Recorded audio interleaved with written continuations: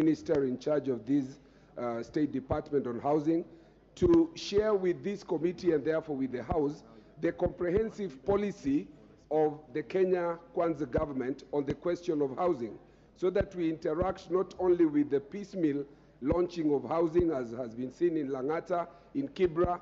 Mathare constituency as it is also very ripe for the question of housing.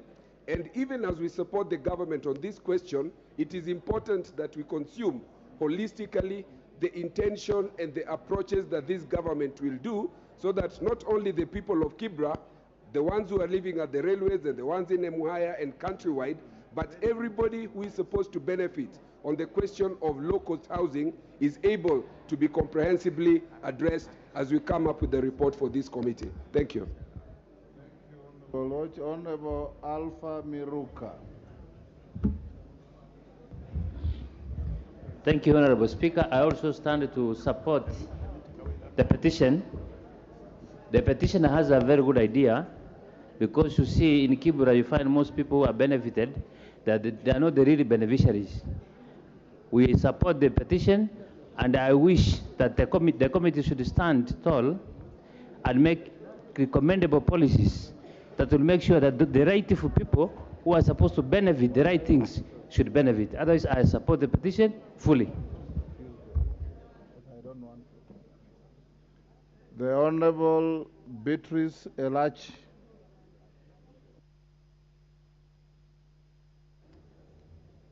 Thank you, Mr. Speaker. Mr. Speaker, I also rise to support this petition. And Mr. Speaker, just to ask the committee to look at two things. Number one, we want to know those who are asking for compensations. Are they the tenants or are they the landlords who decided to ask for this petition? And I'm hoping those who are going to be compensated must be the tenants. They are the ones who are living there, not the landlord. Secondly, Mr. Speaker, we also want to know how many units have been built and how many of the citizens of Kibera who are supposed to be compensated and to be given these houses are they, so that we don't go into a process and then find that very few of them will be the beneficiaries. Lastly, Mr. Speaker, I'm hoping within the housing project that we have all over Nairobi, that we are able to look at everything and to ensure that those who deserve these affordable houses are able to be given. Thank you, Mr. Speaker. Thank you, Honorable Elachi. The Honorable James Gakuya.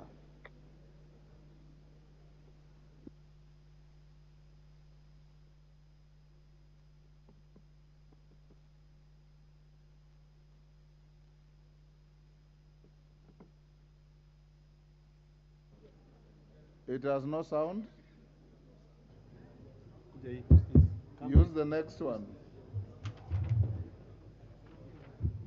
Thank you, Honorable Speaker, for having this opportunity to also rise to support the petition on the floor. Mr. Speaker, having been a member from this locality of Nairobi County, I have a big knowledge that there was that serious demolition of those occupants which are along the railways. And Mr. Speaker, as I support that the original beneficiaries of these particular houses along Kibera, I would also want to put my voice that other areas were equally beneficiaries like Makandala and elsewhere. But this particular project did never consider holistic areas where this demolition took place. Area like Dandora was affected on a very serious demolition of those houses along there. And I urge that the committee that will take charge on this petition, they also go a wider space to check on those other areas that were not considered to have those houses. I also want to raise my voice that there was an audit that was done before the construction of this house, and that list is there, and therefore I urge that the committee should sort for the original list so that the beneficiaries can be clearly known. Thank you, Mr. Speaker, for this opportunity. Thank you. The Honorable Patrick Makau. The Honorable Patrick Macau. Thank you, Mr. Speaker. You want to Thank your you. chance? Mr. Speaker, thank you for this chance. The petitioner is very right. Mr. Speaker, Mavoko happens to be one of the beneficiaries of those housing schemes. And Mr. Speaker, yes, I agree. If there are housing schemes that are meant for the poor, let them be for the poor. Mr. Speaker, a case in point is in Mavoko, Mlolongo Phase 3, where the government partnered with the UN Habitat. And Mr. Speaker, to my surprise, when those houses were complete, I saw adverts asking for government scale 10 to 15 to apply for the houses.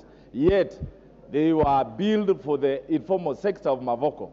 Mr. Speaker, so I know the pain of this petitioner. When houses are built meant for a certain class of people, let them be the beneficiaries and those that are able. Mr. Speaker, I'm saying shame on you, because shame on them, because Mr. Speaker. Shame on the Speaker? No, shame on them. Shame on the, I withdraw, Mr. Speaker. Mr. Speaker, Mr. Speaker, Mr. Speaker, I mean shame on the people who are occupying those houses which are not meant for them.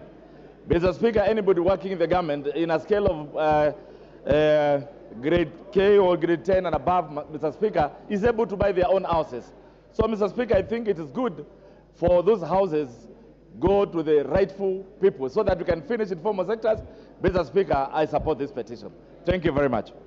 Honorable Wangari, I'll have two more from one Wangari and one more and two more from this side. Thank you. Then we close. Thank you, Mr. Speaker. I also rise to support this petition and join my colleagues because the issue, especially of the displacements that occurred with Kenya Railways, were never resolved. Mr. Speaker, I remember I even requested a statement here in 12th Parliament of people who are displaced in Gilgil, in Kambi Somali, people who are paying rates and rent to the same government, and they were still displaced, Mr. Speaker, and there was no clear way of compensation. And some of these areas, Mr. Speaker, like the Gilgil area, there was some old buildings by the railways. Right now, they have leased them out to be hotels, Mr. Speaker, and not getting the rightful owners to actually be able to be compensated, who lost buildings, who lost businesses, even those who lost homes, Mr. Speaker, because what we saw that time was inhuman, and we have not gotten away in terms of the compensation, and they have been quiet about it, Mr. Speaker. So I hope that the committee that will deal with this issue can be able to holistically look at it to ensure that we have a lasting solution, that this does not happen again, Mr. Speaker. I thank you and I support. Honorable Kogo.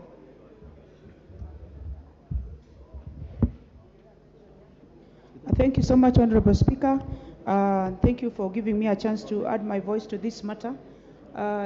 Constructions for helping poor always happen with the intention of upgrading their living standards. And the basic requirement for life is we need food, we need clothing, and we need shelter. And for the shelter that they are given, it is always taken by people who already have shelter. So I rise to support this matter, this petition that has been brought into the floor of this House. It needs to be expedited conclusively to the extent that those who have been displaced need to be compensated. It is across the country. There are also people who are living along the railway premises and railway areas, even in Kisumu, and they have these matters have never been resolved. Honorable Speaker, it needs to be looked at by the relevant committee and a report given back, but we have to have the intention of looking at poor people and upgrading them, Honorable Speaker. I thank you and I support. The Honorable Tim Wanyonyi. Thank you, Mr. Speaker. Just to support this petition, Mr. Speaker, as a representative of the people of Nairobi, we know exactly what people go through. Mr. Speaker, there are very high consultation around here. Very high consultation, Mr. Speaker. I can't even hear myself. The Honorable Sabina Chege and group. Thank you, Mr. Speaker. We know people have been displaced, Mr. Speaker, for being removed from their residential areas so that they can upgrade the area. But immediately the houses are done, Mr. Speaker, those people are not given the right to own a house in that area. Somebody else comes from nowhere and they're given those houses. And this is the World Bank has got a very clear policy on displaced people. When you displace people, you must provide a resettlement. And sometimes this is not given, and people are displaced, the houses are done, and immediately they're finished, some other people come and occupy them. So we support this petition, Mr. Speaker. I hope the committee will look into it and look holistically with other areas which are affected within the city of Nairobi and other areas, Mr. Speaker. Thank you and support. And lastly, the member for Kibra. Thank you, Mr. Speaker, for giving me this chance. I think it is my constituency which is most affected. I rise to support this petition. Now, when I saw this yesterday in this today's program, I went myself to look at these units which were started 7 years ago. Now, when these people were displaced from Saba, Soweto, and Lindi, they were promised that within 2 years they will have their houses. Now, up to now, I went there yesterday, and about 560 are already almost complete. But the total units were about 900. Now, the other 360, they have not put up the roof. Now, what we are saying is that this is a project we should have ended long time ago. People are suffering, and the railways, they have started building the walls along the railway line where these people were displaced. They have no places to go. I also realized that there was a committee formed initially, the local committee, Mr. Speaker, sir, where the names of the people who are supposed to occupy those houses are. I am asking that the committee which is going to look into this matter incorporates also the member of parliament so that we give them the facts on the ground. But I realized that what was making the delay is that the contractor has not been paid the full amount. In our culture, when you lose a husband and somebody inherits your wife, he inherits with all the problems and all the good things. And now that the new government has inherited this, we ask them that they pay the contractor so that the people of Kibra can have a good place to live in. Otherwise, I support this motion. Thank you, sir, Mr. Speaker. Thank you. Order, honorable members. Order. Order, the Honorable Mpuri Apuri. Take your seats. Honorable members, if you read your standing orders, a member is supposed to be on his feet, on her feet, either when he or she is in motion from one place to another, or when you are upstanding demanding a division, or when the speaker walks in or is walking out. But I see members standing on the same spot for up to 10 minutes, disrupting proceedings of the House. It's out of order to do that, honorable members. For new colleagues, acquaint yourselves with the standing orders so that you don't fall into the trap of misbehaving old members. Honorable members, we have a supplementary order paper. We'll go back to communication. I've got 2 communications to make.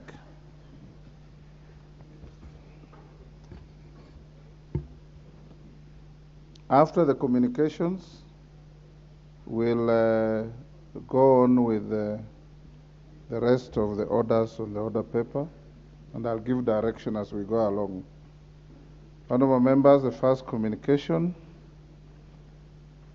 is on the approval of members for appointment to the Parliamentary Service Commission.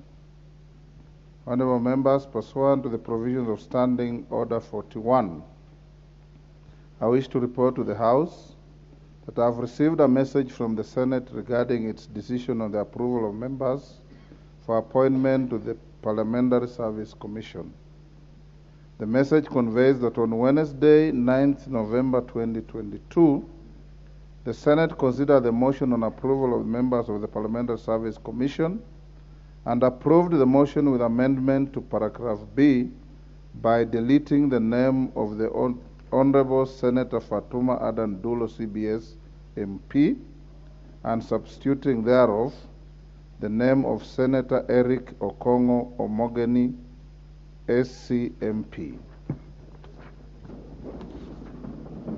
Honorable members, you will recall that on Tuesday, 8th November 2022, this House approved the appointment of the following members to the Parliamentary Service Commission under subsections C1 of the Constitution: the Honorable Faith Gitao MP, the Honorable Muhammad Ali MP, the Honorable Senator Nderidu Kinywa MP, the Honorable Senator Joyce Korir MP. B, under subsection C2 of the Constitution, the Honorable Mishi Juma Hamisi Mbogo MP, the Honorable Kingola Patrick Makau MP, the Honorable Senator Fatuma Adan Dulo, CBS MP. Honorable members, I did convey the aforementioned resolution to the National Assembly to the Senate for its consideration. Of the 7 names transmitted by the National Assembly, the Senate approved 6. The Senate also substituted the name of the Honorable Fatuma Adan Dulo, CBS MP, with that of Senator Eric Okongo Mogeni, SCMP.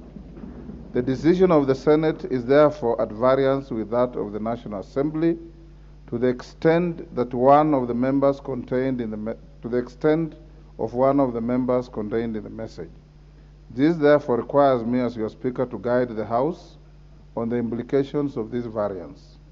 Honorable members, there is an established parliamentary practice whereby bicameral approval of an appointment is only construed to have been granted if both houses unequivocally approve a nominee. Consequently, the decision by the Senate implies that 1, both houses of Parliament have unequivocally approved the appointment of 6 out of 7 members to the Parliamentary Service Commission. 2, the appointment of the Honorable Senator Fatuma Adan Dulo, CBS MP, as a member of the Parliamentary Service Commission stands rejected, as the nominee only obtained the approval of 1 house. Honorable members, what does this portend? As you are aware, the matter at hand is not subject to the mediation process contained in Article 113 of the Constitution. This is because approval of a person for appointment to office by Parliament is distinct from the process of lawmaking. Honorable members, on a matter related to this, I wish to also inform the House that I have received a letter this morning from the parliamentary leadership of the Jubilee Party related to this message. In the letter, the leadership of the Jubilee Party alludes to the entitlement of one of its members to a slot in the Commission on account of an agreement with its coalition partners in the Azimio la Umoja One Kenya coalition. Honorable members, this claim by the Jubilee Party is not new. Indeed, in the 12th Parliament, my predecessor resolved a similar issue raised by the Wiper Democratic Movement by perusing the coalition agreement entered into by the partners in the NASA coalition. The NASA coalition agreement did expressly provide for the sharing of positions in the Commission on constituent party strength in the Parliament, and that allowed the consideration of the Honorable Ben Momanyi for appointment to the Commission.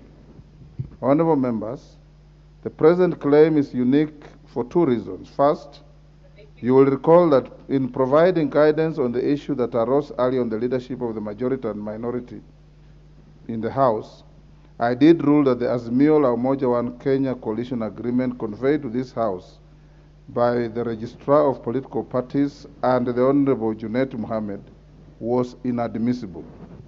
Secondly, honorable members, unlike the case in the 12th Parliament where the Wiper Democratic Movement raised the issue of the entitlement positions in the Commission before a vote had been taken by the House, the Jubilee Party has made its claim after the House has unequivocally pronounced itself on the matter. Honorable members, I've taken the liberty to peruse the Azimio la Umoja One coalition agreement, faulty as it may be, to help me navigate this issue. I have noted that the agreement makes absolutely no mention of the sharing of positions in the Commission. That alone deals a fatal blow to the claims made by the Jubilee Party.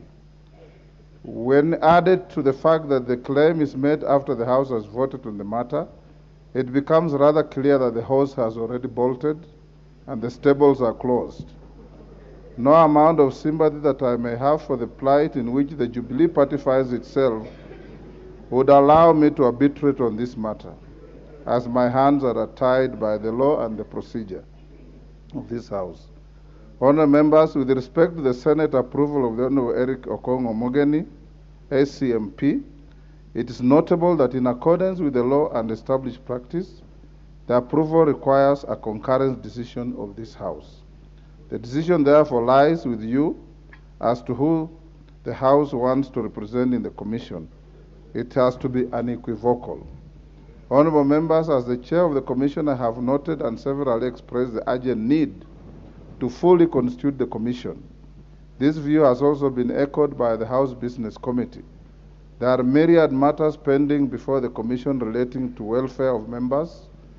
These include consultations with SRC over members' welfare matters. Additionally, commissioners sit on key committees such as members' mortgage and car loan committees where there are numerous pending requests. Additionally, members, the Commission lacks a significant portion of its membership currently. Some commissioners who are members were not re-elected, and there is currently a vacancy with regard to one representative of the public. I will discourage any further delay in the formation of the Commission. Honourable members, for these reasons, and as required by Standing Order 41 and 42, when I received this message, I instructed the Clerk of the National Assembly to publish a supplementary order paper for the sitting of the House today, Thursday, 10th November 2022, in order for the House to consider and make an unequivocal decision on the appointment of Senator Eric Okongo Omogeni, SCMP, as a member of the Parliamentary Service Commission. I'll therefore draw your attention to the supplementary order paper which is now in circulation. It is my hope that the House will conclude this business today and pave the way for the constitution of the Commission in full and commencement of its work that is urgent and waiting. The House is accordingly guided. I thank you. There is no matter before the House to put the question. Honourable members, there is a second communication. This is a communication on the substitution of nominee for appointment as the Principal Secretary in the State Department for Correctional Services. Honourable members, Standing Order 42.1 relating to messages from the President provides that the Speaker shall read to the House any message from the President delivered to the Speaker for communication to the House. Can the Honourable members take their seats? Take the nearest seat available. You don't have to walk to where you ordinarily sit. Jane Kihara, or is it who? Take the nearest available seat.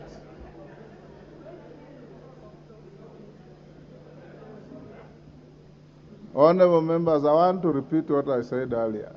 When the chair extends a courtesy to you to take the seat, take the nearest available seat.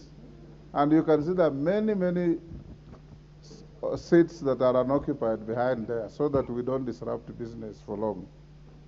Honourable members, I was saying in this regard, I wish to convey the following message from His Excellency the President regarding the substitution of a certain nominee for appointment as a Principal Secretary.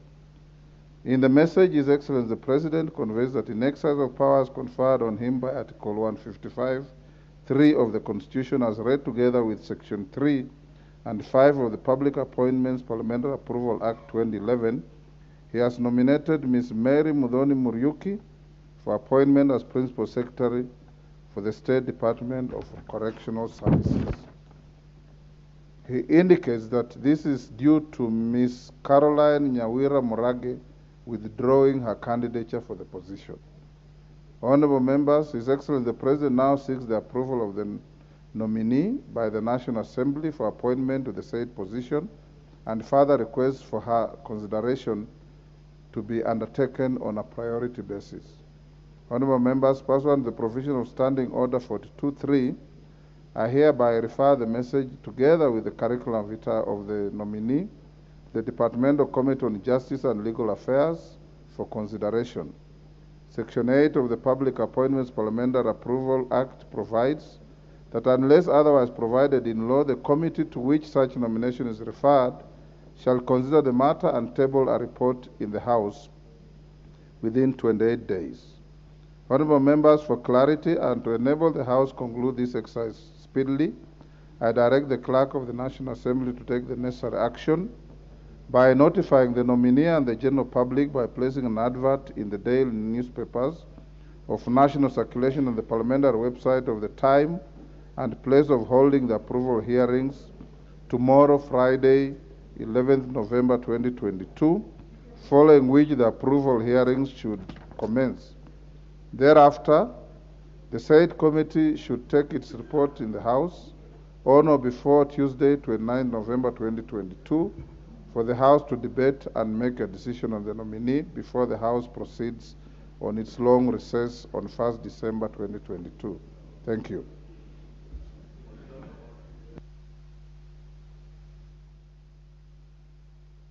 Order. The next one was it? Yes, Junet, what is it?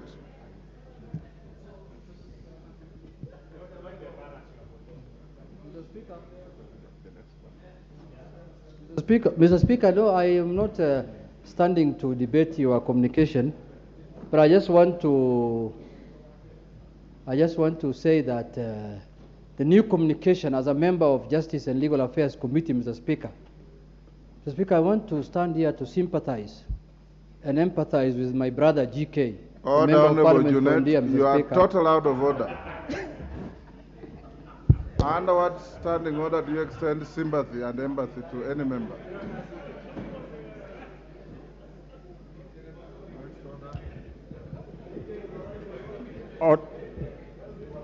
Order number 5, papers.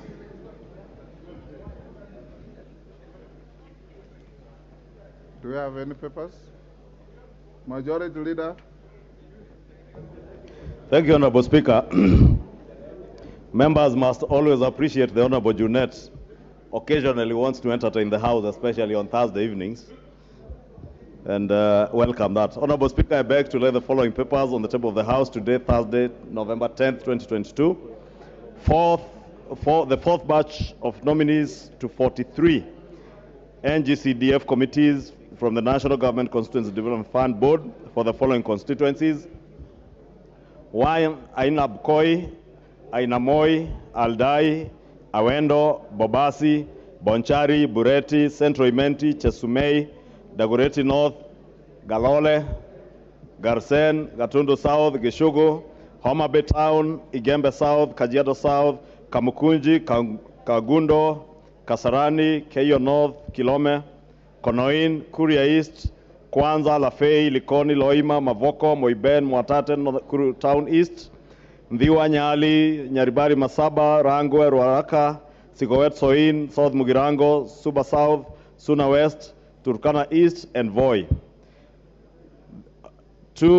A revised list of nominees for Laikipia East constituency from the National Government Development Fund Board.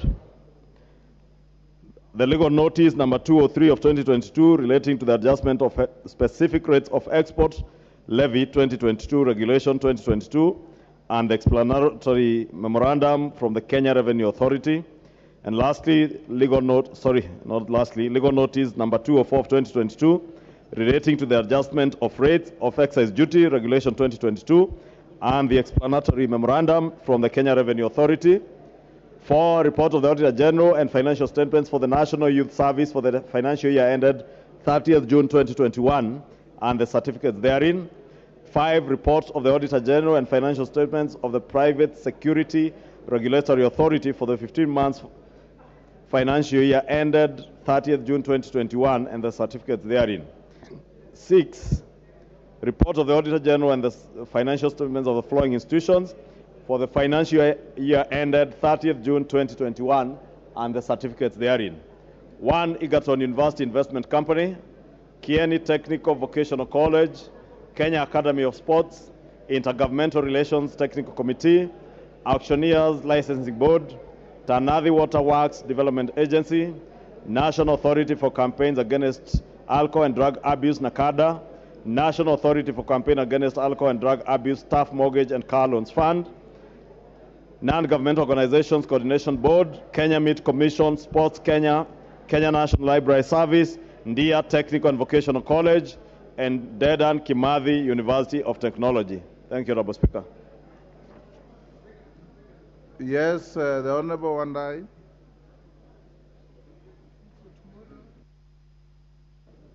Mr. Speaker, thank you very much and for the indulgence. And I think this is the right point for me to raise this equally important matter.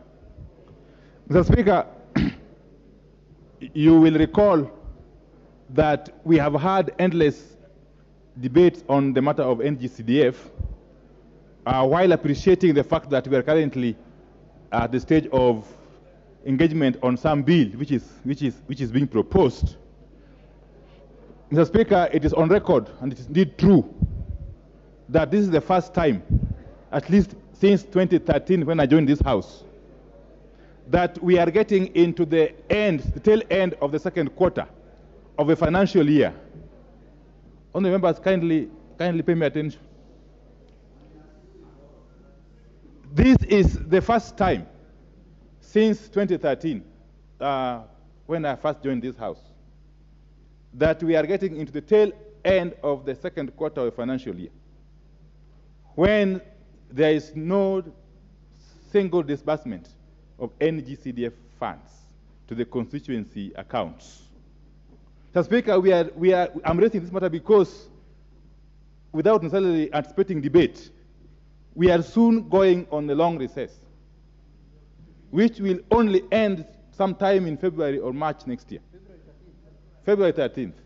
Mr. Speaker, going by past precedents, if this House adjourns for recess without a clear indication as to when disbursements of NGCDF will be made, we stand the risk of staying all the way up to the last quarter of this financial year without any single amount of money being disbursed. And yet, as we speak, nobody has told us why no money is being disbursed. Previously, we were made to believe that it was the previous or the former cabinet secretary who was adamant. But since this House approved the appointment of the substantive cabinet secretary, that's Professor Njuguna Ndungu, would I be in order, Mr. Speaker? Therefore, because we know the committee, the relevant committee, is still at its formative stages, would I be in order to ask you, Mr. Speaker, that this matter be directed to the leader of majority, that he engages with the executive, and in particular the cabinet secretary responsible for national treasury, by next week at the very latest, to make an equivocal undertaking as to when the first disbursements of the NGCDF funds are going to hit the accounts of the respective constituencies.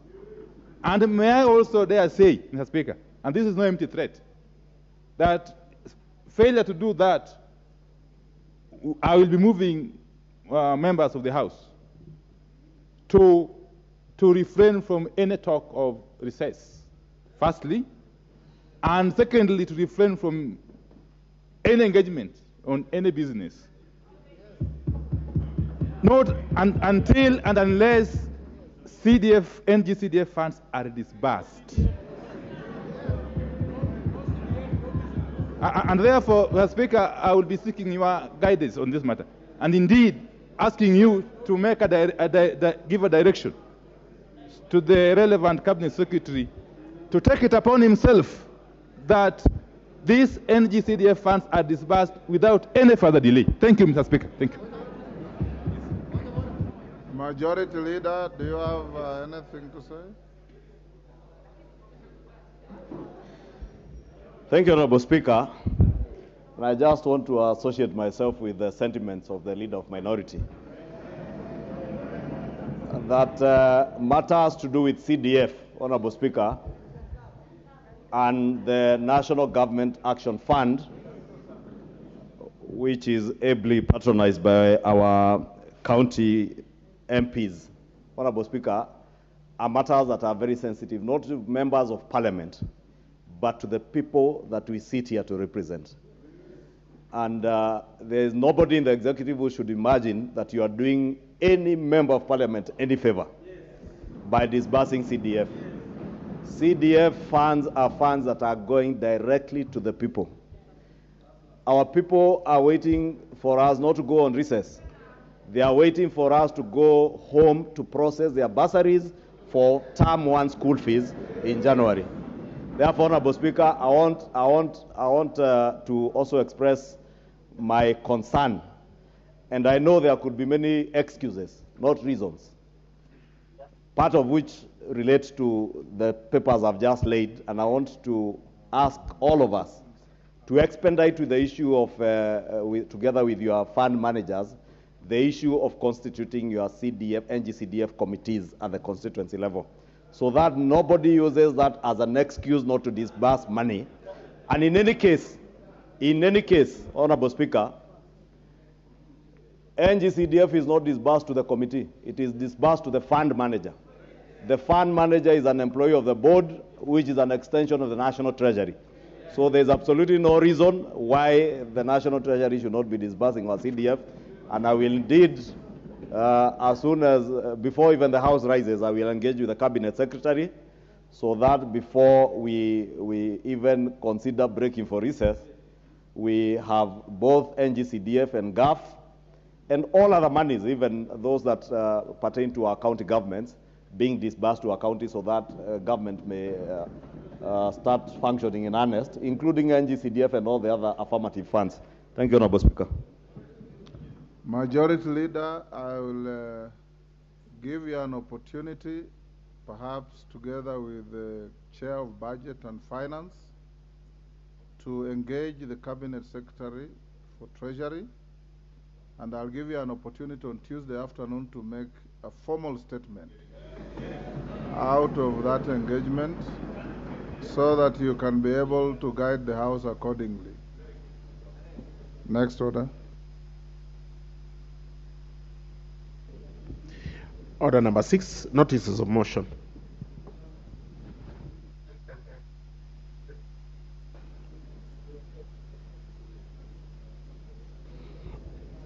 Honorable Speaker, I wish to give the following notice of motion, that noting the resolution of Senate of Wednesday, November 9th, 2022, regarding its partial concurrence on the appointment of members of Parliament to the Parliamentary Service Commission, notwithstanding the provision of Standing Order 49 and pursuant to the provisions of Article 1272 of the Constitution, this House approves the appointment of the Honorable Senator Eric Okongo Mogeni, Senior Council MP, to the Parliamentary Service Commission under subsection C2 of the said article. Thank you.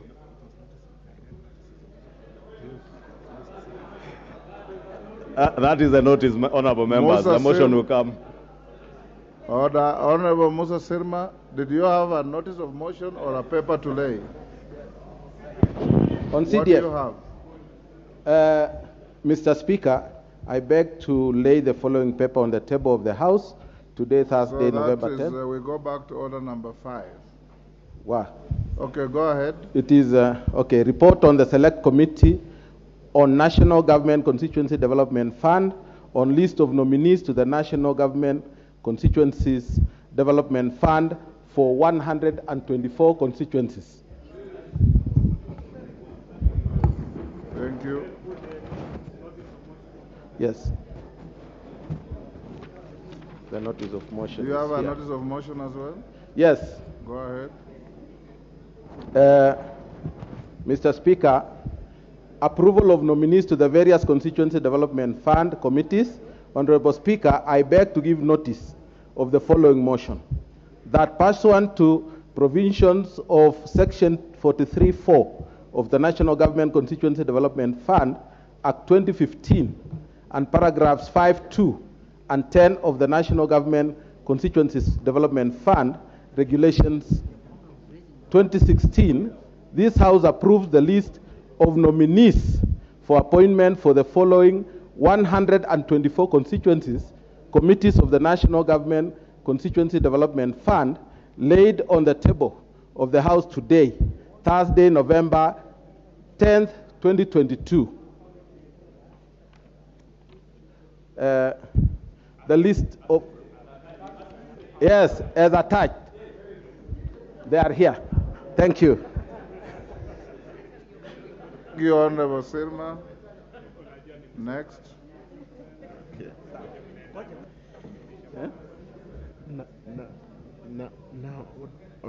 Order number 7, questions and statements. Order number 8. Yes, the Honorable Chepkonga.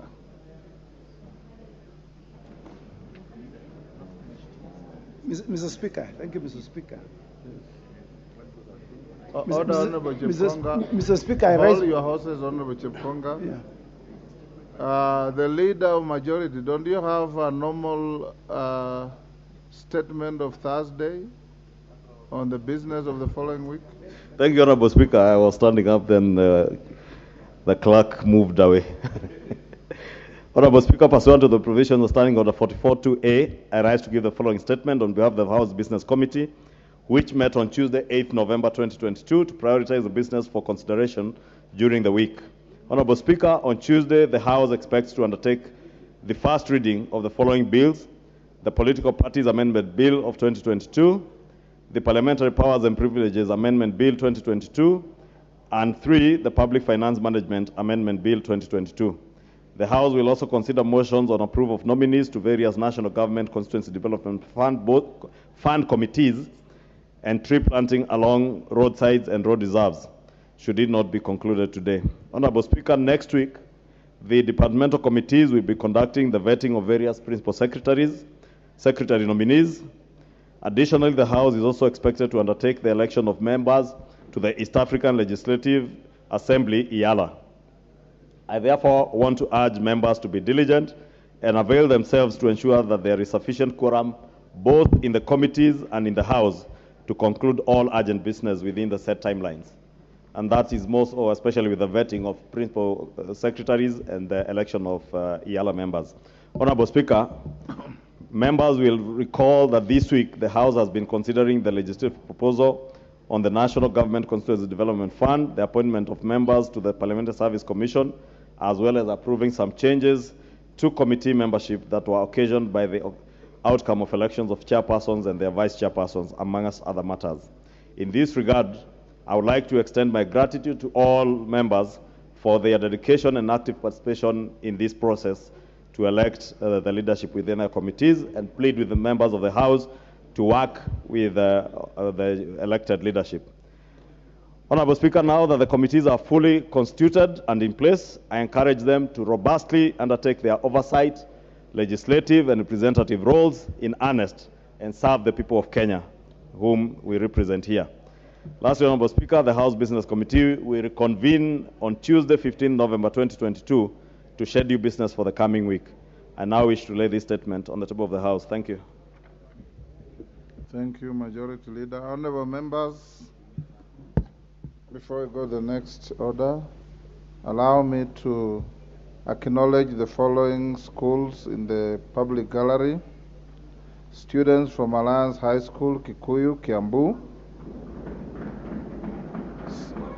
Students from Riverbank Academy, Starehe, Nairobi. Students from Tharaka Boys from Tharaka, Nithi. And students from Kiboko Primary School in Kibwezi, Makueni. On your behalf and my behalf, I extend a most hearty welcome to them to the House of Parliament. Thank you. Honorable Chepkonga. Thank you very much, Mr. Speaker. I rise pursuant to Standing Order number 83, as read together with Standing Order number 1, Mr. Speaker. Mr. Speaker, while considering a number of regulations that were referred to the Committee on Delegated Legislation in the last 2 meetings, Mr. Speaker, we were faced with a lacuna in which there are certain, what was brought before the committee, Mr. Speaker, is that there are certain regulations that have been made by certain statutory bodies or persons that are authorized to make regulations, but they have not brought them to the House, Mr. Speaker.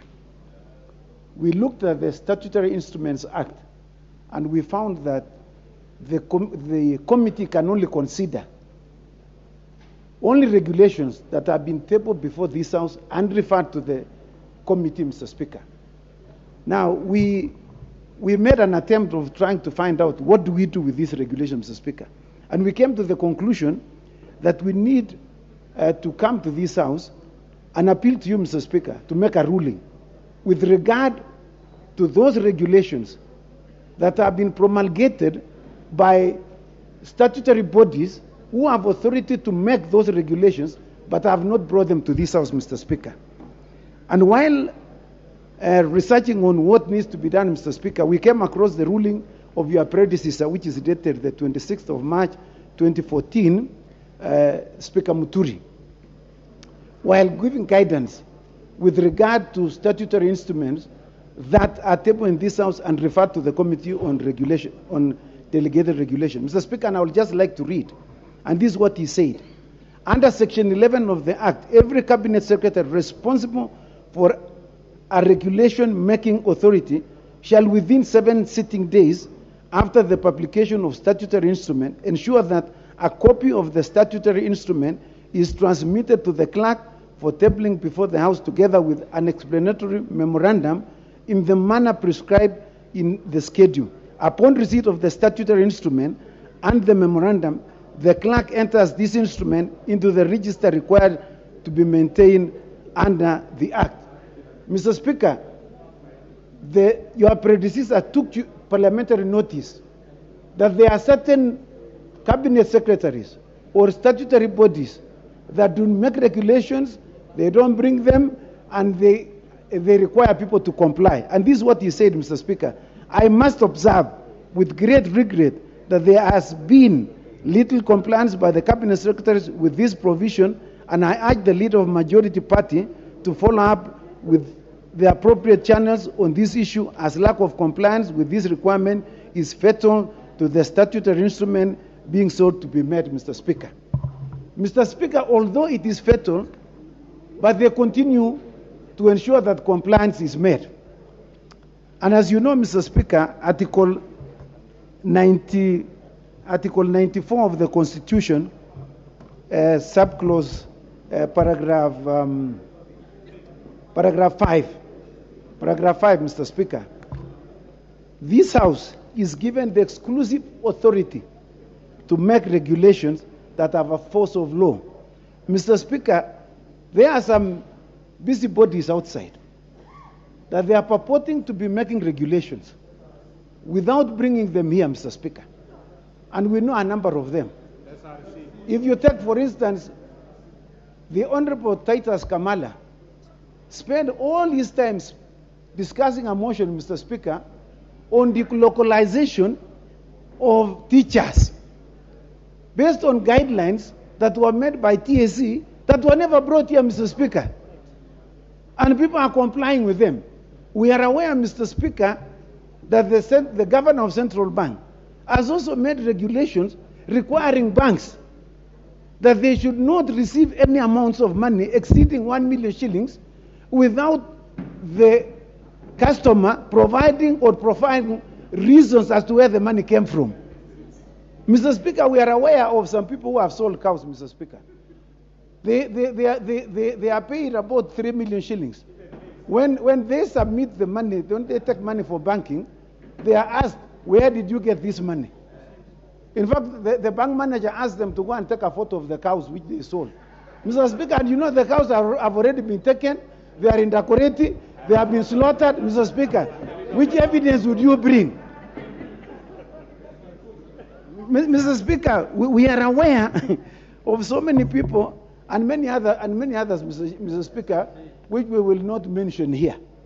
We are aware of them. So we are seeking your direction, Mr. Speaker, that these bodies or persons that have been authorized to make regulations be compelled by the committee, Mr. Speaker, when you give directions, so that we can use Article 125 of the Constitution to summon those entities and those bodies and persons to appear before the committee to present those regulations for consideration to ensure that they comply with both the law and the spirit of the Constitution, Mr. Speaker. Mr. Speaker, you know it is very unfair to subject Kenyans to things that are not law. And then in Article 3, you know, I am expected to uphold and to respect this Constitution and the laws that are made thereunder. Mr. Speaker, those laws have not been made pursuant to this Constitution or the laws that have been passed by this House, Mr. Speaker. You know, Mr. Speaker, even people who we have given power, Mr. Speaker, should respect this House. They should, when we have given you power and authority to make regulations, what is so difficult in appearing before this House? You know, Mr. Speaker, under Article 95, 2, we are obligated to resolve issues that are of concern to the people, Mr. Speaker. This is one of the issues that is of very pertinent concern to the people. And this House, Mr. Speaker, must resolve that issue. So we expect your ruling to deal with this issue in which your predecessor noted that it's actually a problem and it is prevalent in government. And so, Mr. Speaker, I would like to request you that you direct the committee to proceed in the manner in which you will cure that lacuna pursuant to standing order number 1, Mr. Speaker. Because there's already a lacuna. And we are proposing, Mr. Speaker, that in the long run, but that will be in the short term, Mr. Speaker, because there are certain things that are going wrong, including the NGCDF, Mr. Speaker. As you know, this board is purporting to make regulations to state that all procurement will be done by the board, including strategic plan, Mr. Speaker. I don't know what strategies they have themselves to sort out the issues of our constituency. Mr. Speaker, and you know, these are guidelines that as a force of law. They have not brought before the House. It has not been brought before. There was the chairman of CDF committee here. He has not said it has come before him, and it has now been brought before our committee, Mr. Speaker. So there are so many things that are happening in this country. People are being enslaved against the Constitution. We have been made to comply with laws that are completely unconstitutional, Mr. Speaker. So I seek your direction, Mr. Speaker. And Mr. Speaker, if it will be possible, I would like to plead with you to give us some time to ventilate on this matter. You know, it is a matter of serious concern to the people of Kenya. I thank you, Mr. Speaker. I had been approached by the Honorable Junet to raise a similar issue. You'll share the credit, Junet. Thank you, Mr. Speaker. Mr. Speaker, this matter that has been raised by Honorable Chepkonga, Mr. Speaker, is a very, very fundamental and important issue. Mr. Speaker, this is a matter that was debated in this House in last Parliament, and we debated a whole afternoon. And that time, the matter was confined to the central bank, the regulations, the illegal regulations that the governor gave to the banks in this country, Mr. Speaker. Mr. Speaker, as you are aware, that under the new constitution, there are people in the executive or state bodies that are still operating under the old order, that are not aware that there is a new constitution in this country that says anything that must have the force of law must be passed by this House, Mr. Speaker. Mr. Speaker, if you look at the havoc, some of the illegal regulations that have been used in this country, the havoc that they have caused in this country, Mr. Speaker, is immense, Mr. Speaker. Mr. Speaker, look at what has happened in the banking sector, for example. The central bank governor issued orders in form of a letter, which he calls it a regulation, that anybody who is banking with any bank, who is putting money above 1 million or withdrawing, ordinary Kenyans, ordinary citizens who are doing their own businesses must fill a form that requires the customer to tell the bank where he has got the money from, if he's withdrawing, where he's taking it. Now, if you write, Mr. Speaker, that you are withdrawing this money to take to your house, and that information is leaked to a thug, what stops a thug from attacking you at night, Mr. Speaker? He knows the older man who has withdrawn the money is taking. You have to fill in the form. There's somewhere you have to tell the bank manager where you are taking the money. Now the older man or the old lady has told the bank manager, I am taking this money to my house, because that's the truth. She's not taking it anywhere else. That information is leaked to a thug. There's Mrs. Mary who has removed 1 million shillings, and she has written here she's taking the money to her house. Why can't I just follow you to your house and rob you the money? Mr. Speaker, the central bank governor, the speaker by then, Honorable Justin Muturi, referred the matter to the delegated legislation, I think, and the finance committee. The central bank governor was summoned by parliament. He came here and he was told, you must bring these regulations within 30 days so that the house can either approve or disapprove. What did he do mischievously? He went and procured someone who can go to court and take him to court, sue him on behalf of central bank, so that the whole matter, he comes back and says, sub judice, I cannot talk about it. He thinks we are fools. We know what he has done, Mr. Speaker, because we represent Kenyans here, we must say the truth. He sued himself so that he cannot be summoned by parliament, that he cannot appear before a committee. I was in parliament by then, Mr. Speaker, and that is how the whole matter died for a whole 3 years, Mr. Speaker, until now 13th parliament came into place. Mr. Speaker, when we saw here, the first day we appeared here, we swore to defend and uphold the Constitution, Mr. Speaker. The Constitution clearly says nothing can have the force of law unless it is passed in this House. It's as simple as that. So we want to tell those people, including banks, from the floor of this House, who are operating under illegal regulations, please stop it from today. There is no regulation that is enforced. That was a mere piece of paper that was given to you by the central bank governor. It has no force of law. Parliament is telling you that those things are irregular, those things are illegal, and they are illegalities. Please don't force them on the Kenyan people. In conclusion, Mr. Speaker, there is a reason why the delegated legislation committee was put in place, Mr. Speaker. The committee is not in place in vain, Mr. Speaker. It has a chairman, it has members, and their work is to make sure that regulations come to them so that they look at them, they approve them, then they bring them or disapprove and bring it to the House, Mr. Speaker, so that all members can either approve it or disapprove. Mr. Speaker, if this thing is not stopped, I can assure you there are many people, many cabinet secretaries, many state organs or statutory bodies that will come up with their own regulations, Mr. Speaker. Mr. Speaker, this is an affront to this House, Mr. Speaker. This is usurping the powers of Parliament that was given to Parliament by the Constitution, Mr. Speaker. And that, what happens if everybody now decides to do his own or our own things, Mr. Speaker, and don't follow the Constitution? I want to say that whoever is listening to us today in Parliament, Parliament is saying, through the Speaker, who's ruling, God willing, that those regulations are irregular. Don't follow them. Ignore them, Mr. Speaker. Thank you, Mr. Speaker. The Honorable Majority Leader. Thank you, Honorable Speaker, and I want to join my two colleagues in expressing my concern also, Honorable Speaker. And this issue that the Honorable Chepkonga has raised goes to the heart of our Constitution in terms of what is defined as a role of Parliament. And I just want to draw members' attention to provision of Article 94(1) of the Constitution on the role of Parliament, that the legislative authority of the Republic is derived from the people you represent. At the national level is vested in and exercised by Parliament.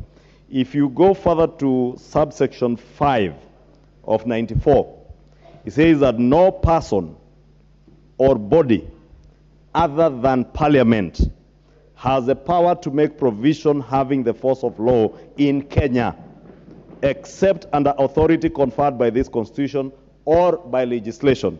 And I think if you read on the Constitution Articles 90, the entire 94, 95, and 96, that role of legislation is also vested in this House, or rather in Parliament.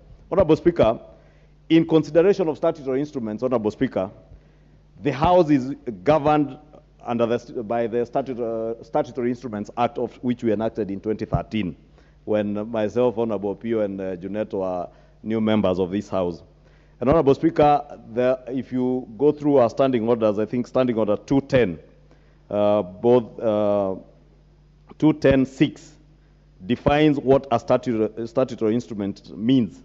And it says a statutory instrument means any rule, order, regulation, direction, form, tariff of cost or fees, letters patent, commission, warrant, proclamation, bylaw, resolution, guideline, or other statutory instruments issued, made, or established in execution of a power conferred by or under an act of parliament under which the statutory instrument or subsidiary legislation is expressly authorized to be issued. And Honorable Speaker, I think what has happened, I just want to agree with the Honorable Junet and Honorable Chepkonga.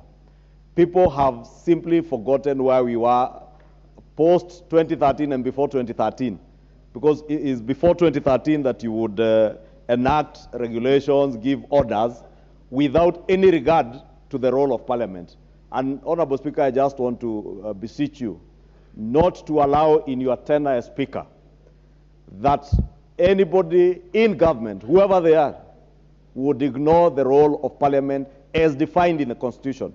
Because, Honorable Speaker, it is indeed true. People in government are issuing regulations and orders left, right, and center. And in most cases, Honorable Speaker, you will notice, and this is something that became very prevalent, especially in the last parliament, last session of the 12th parliament, Honorable Speaker. People who would do regulations and send them to parliament when parliament is on recess. And especially, Honorable Speaker, like this long recess that we are bound to go between December and February, that's when most of the orders and regulations would be done. And they directly affect the people, Honorable Speaker. And then we get home and we get hammered by our people that laws are being passed, because regulations also become part of the law.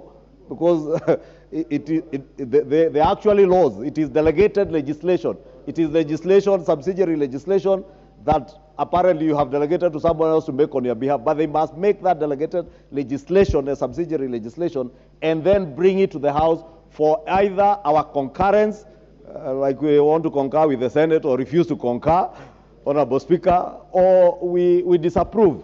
And therefore, it's only fair, Honorable Speaker, that nobody uses this House as a rubber stamp to merely just send documents when the House is on recess and say by virtue of lapse of time, then regulations become operational. Honorable Speaker, the issue that has been mentioned as an example with Central Bank, Honorable Speaker, the issue of limiting how much money people can deposit or withdraw from banks, Honorable Speaker, is a very sensitive matter and a matter that goes to the core of trade. In this town, Honorable Speaker, down in Nyamakema, people trade with millions of shillings. In my constituency, Honorable Speaker, in Dagoretti, the Honorable Chepkonga just gave an example that I was discussing with him of an elderly Masai herdsman who came and sold his cattle in Dagoretti market, but he cannot move with that money to bank in a bank because the bank manager is asking either he wants to see the cows or he wants to see a photograph of the cows or the buyer of the cows. And in Dagoretti, Mr. Speaker, we buy cattle and we slaughter them there, process and pack meat, and you enjoy the meat here. Therefore, we cannot be asking our herdsmen, our good pastoralists, brothers and sisters, to explain every other coin they get from selling their cattle. 1 million shillings, Honorable Speaker, today are about 10 or 11 bulls. Sometimes 5 if they are of good weight. Therefore, Honorable Speaker, these are issues that touch on our role as a House. They touch on issues that touch on the lives of our people. And I would really want to beseech you, Honorable Speaker, to make a considered ruling that will bring back not just our role as legislators, but also our role to oversight the institutions that are making these regulations, and also to represent our people in terms of what laws, what subsidiary legislation through regulations or orders governs our people, Honorable Speaker. And with that, Honorable Speaker, I beg to ask you that if and when you make your considered ruling, that you do restore that role of Parliament in line with Article 94, 1 and 5 of our Constitution. Thank you, Honorable Speaker. Honorable Robert Mbui and Honorable Wangari. Then close there.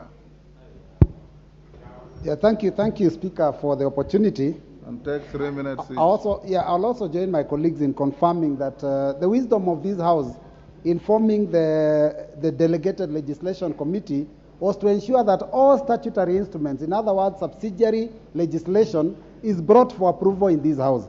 And Mr. Speaker, in the Statutory Instruments Act, Section 11 deals with the laying of statutory instruments on the floor of the House, on the table of the House. And therefore, Section 11 says that the authority that it makes a statutory instrument must lay it within 7 days. Again, Section 11, Part 4 says that if they fail to do so, then that legislation ceases to have effect.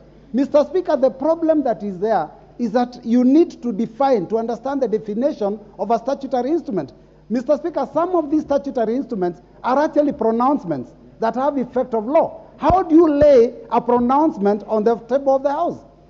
And Mr. Speaker, you'll be surprised to note that even the education system that we are talking about reforming, the CBC education system was never brought to the floor of this House.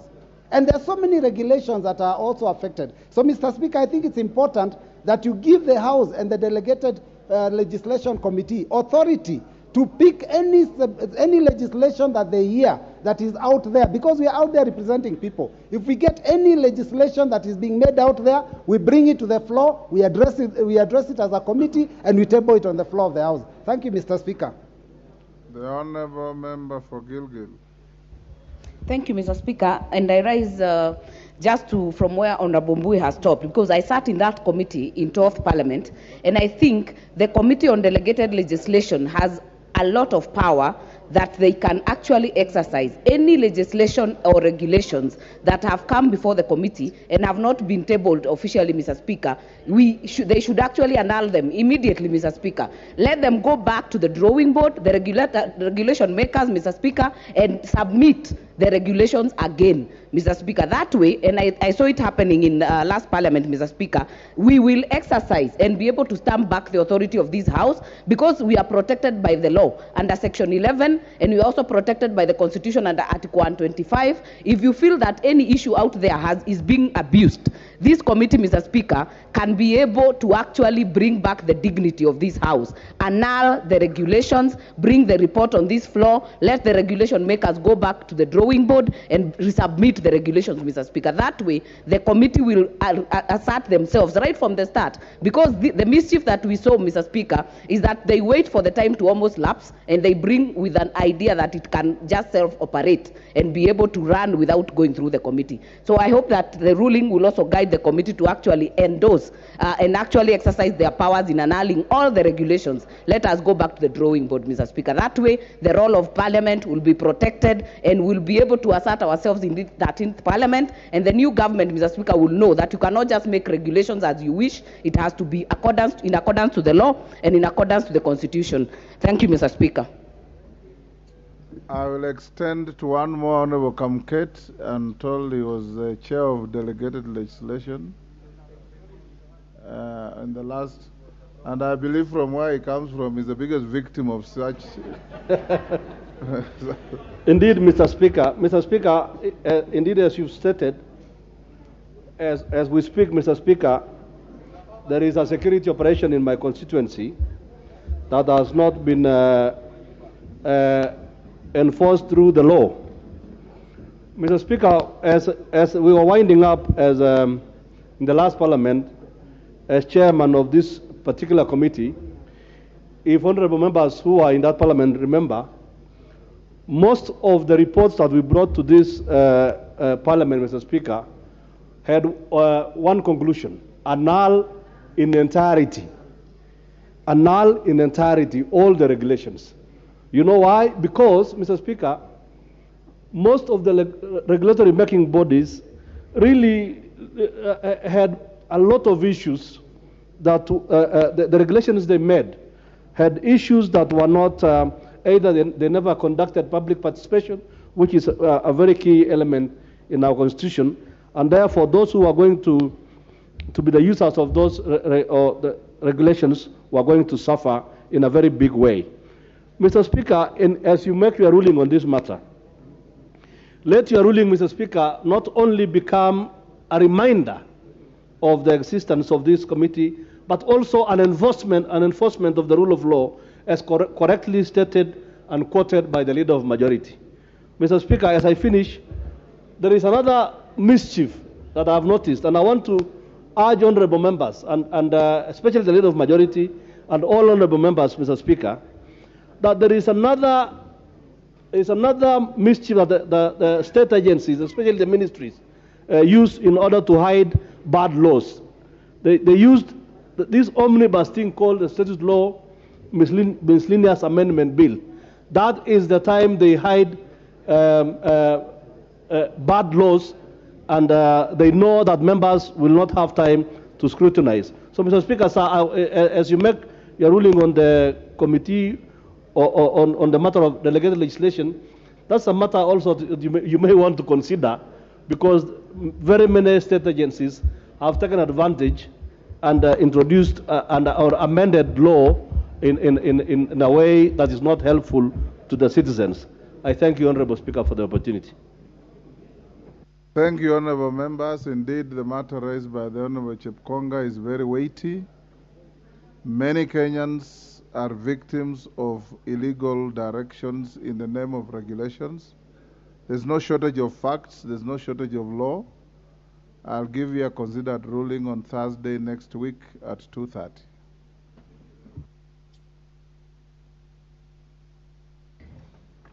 Next order. Order number 8, motion, development of a unified national policy on small and micro enterprises. Question to be put. Honorable members, this motion was fully debated and is only for putting the question. Honorable Bensouda, you may take your seat, it's quite long. Take your seat.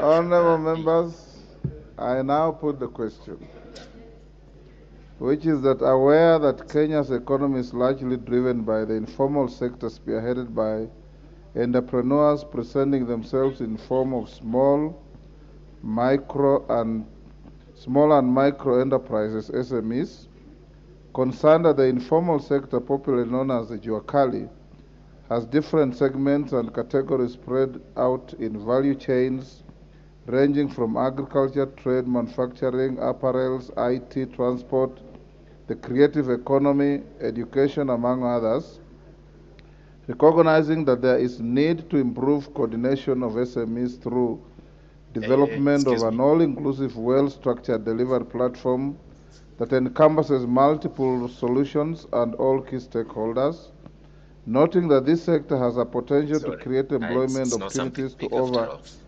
80% of Kenya's working population. Further noting that these SMEs have the capacity to leapfrog our nation to a middle-income economy, as witnessed in other economies around the world, recalling that the strong and consistent commitment and political goodwill can deliver the needed growth for the realization of steady and sustainable economic growth, and concerned that previous support by the government to this sector has merely been a knee-jerk reaction in form of skewed funding and tokenism, cognizant that there exists no unified national policy or legislation in support of the sector and SMEs across the entire value chain. Now, therefore, this House resolves that the national government develops a unified national policy on small and micro enterprises, SMEs, detailing recognition, funding, mentoring, expansion, restructuring, and marketing of the SMEs products. Will as members of that opinion say aye? Will those of the contrary opinion say nay? The ayes have it. Next order. Order number 9, special motion, appointment of a member to the Parliamentary Service Commission. Then we get clarification from her. Majority Leader. Thank you, Honorable Speaker. Honorable Speaker, on a light note, I noticed the Honorable Junet was very happy when you stood up and you ably protected him from the Honorable Bensouda.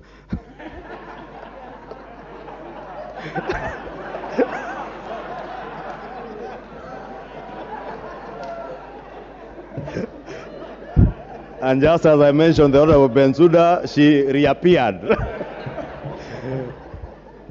Honorable Speaker, also allow me to appreciate and recognize the students that you appreciated, because part of those students is a group from the school that the Honorable Clive and Honorable Clive went to, and I also went to. Honorable Clive was many years my junior at the school, and of course, Mr. Speaker, I know many members will appreciate the school is the Alliance High School.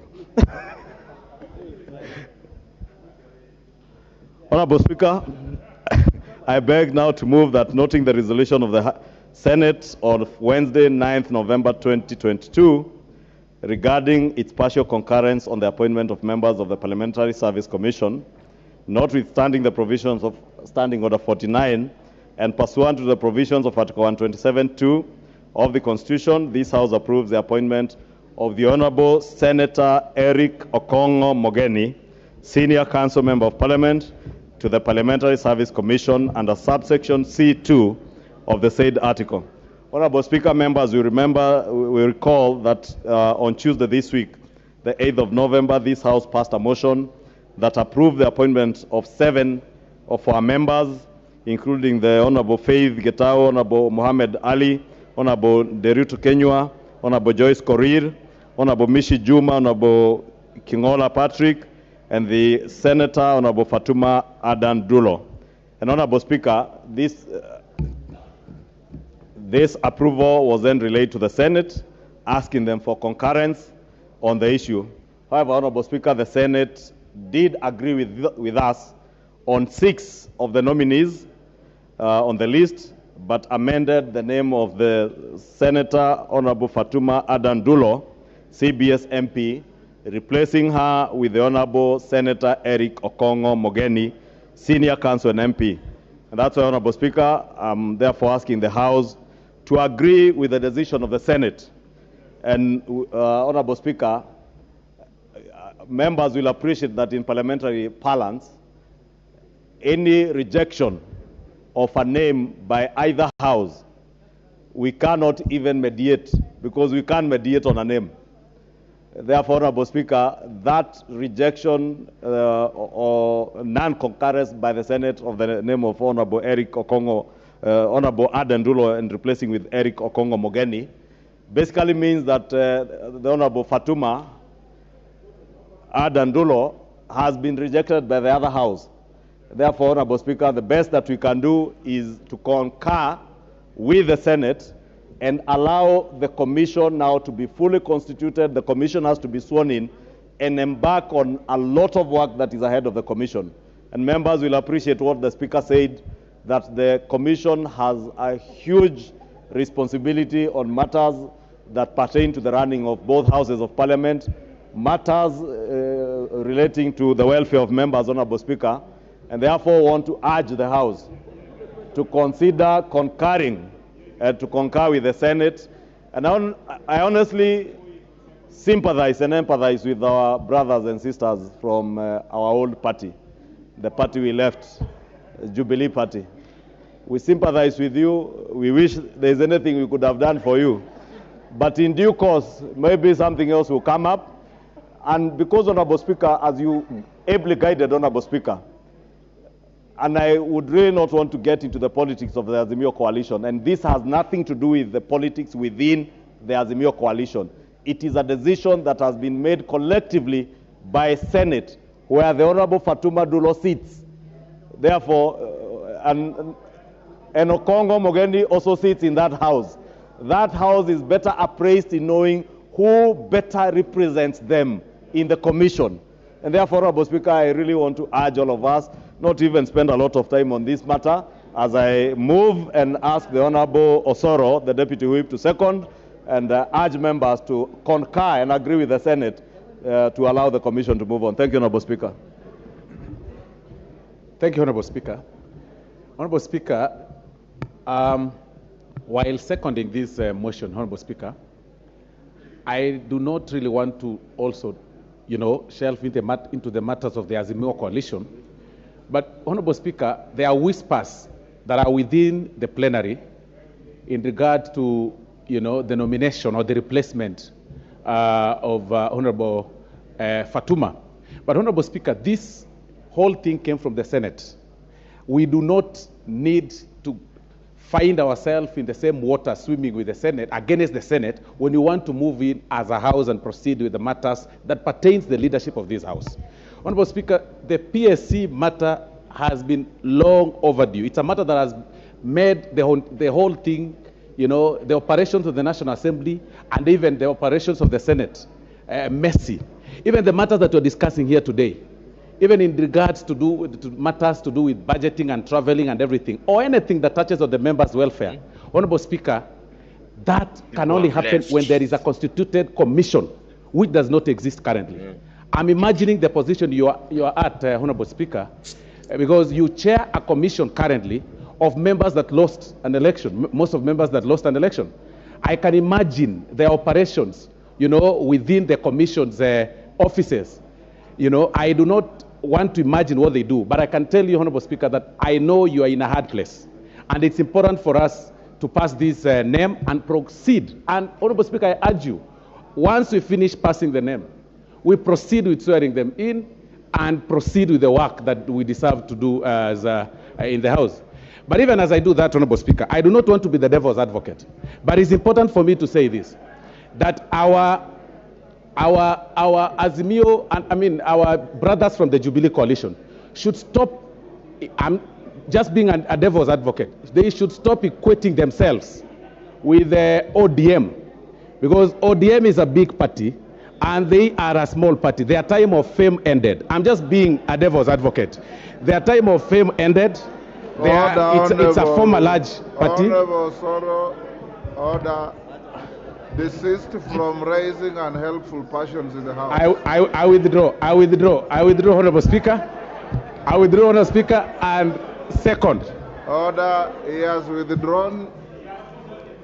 He has disowned those unhelpful remarks.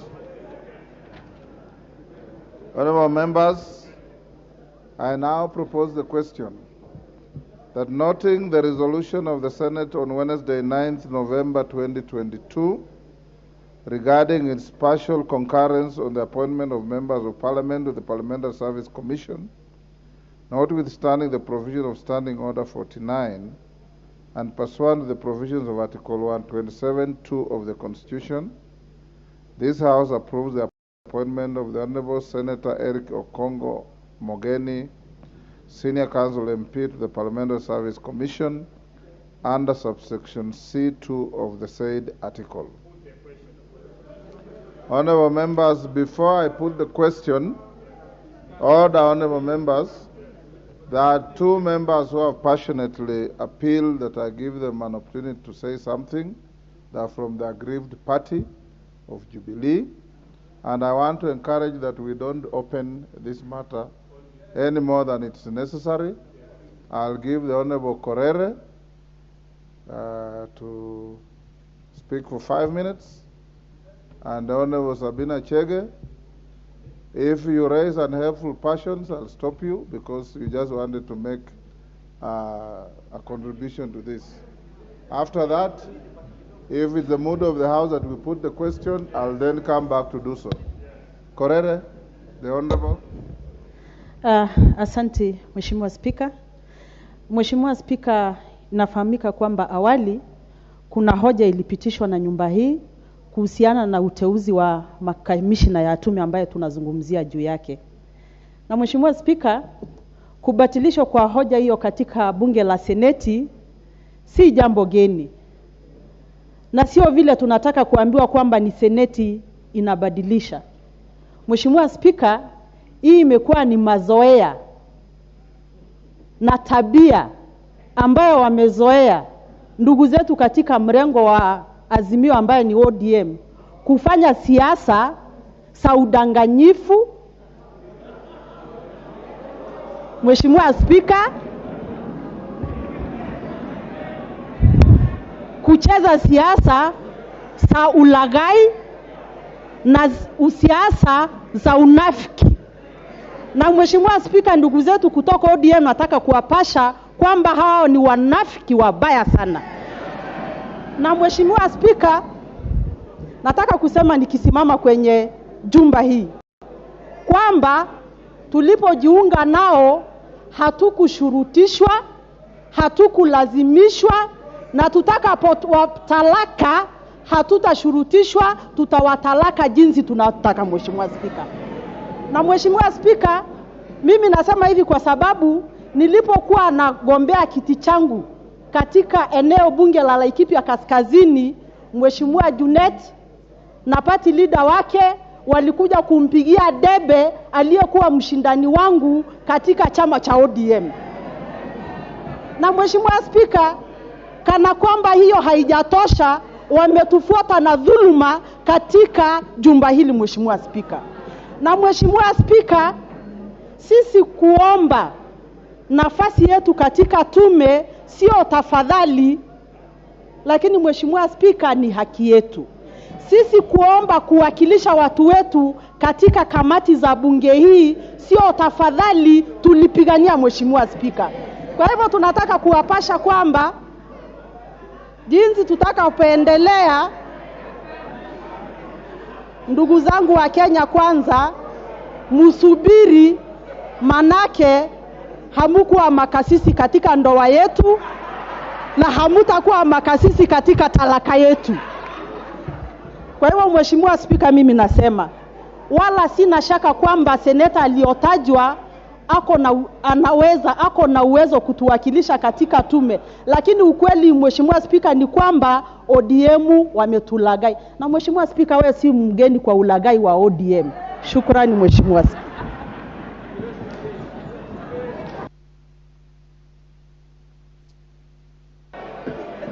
The Speaker is not part of this debate. Honorable Sabina Chege. Thank you, Mr. Speaker. And Mr. Speaker, I want to start from where Honorable Korere ended.